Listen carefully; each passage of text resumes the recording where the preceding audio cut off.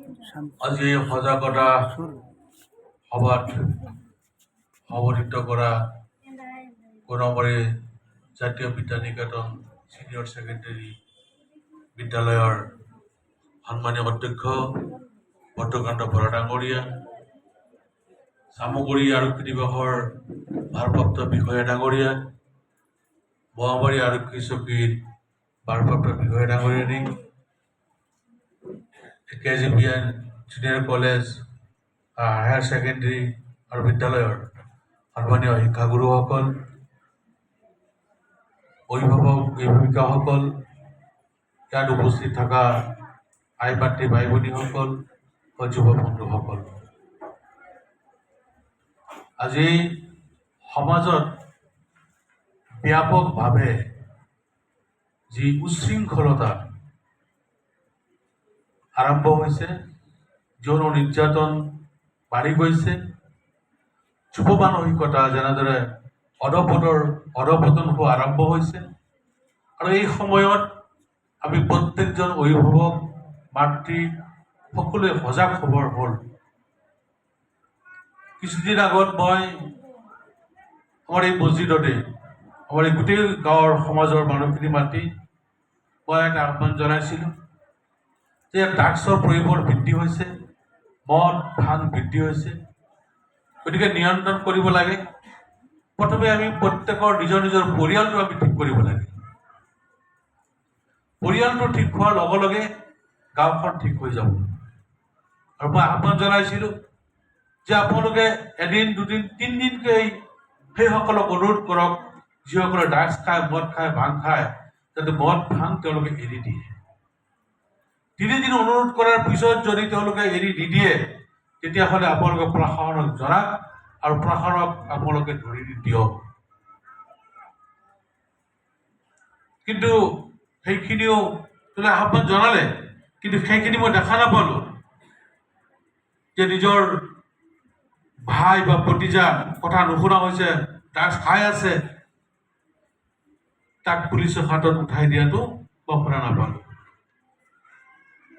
এক বস্তা আলুত, ভাল আলুত যদি এটা গেলা আলু থাকে, সেই গেলা আলুটোৰ ৰসটো পৰি গোটেই আলুৰ বস্তাটোৱে পুচি যাব। গতিকে সমাজটো ঠিক তেনেকুৱা।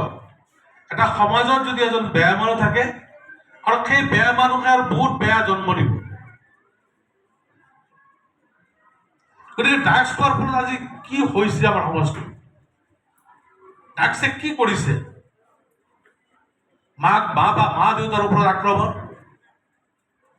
ড্ৰাগছ খোৱাৰ পইচা দিব নোৱাৰাৰ কাৰণে মাকক পিটিছে, বাপেকক পিটিছে।